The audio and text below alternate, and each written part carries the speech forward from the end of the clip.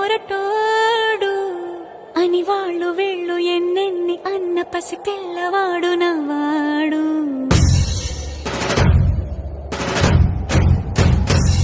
విడుముండోడు అని ఊరు వాడ అనుకున్న గాని మహారాజు నాకు నవ్వాడు.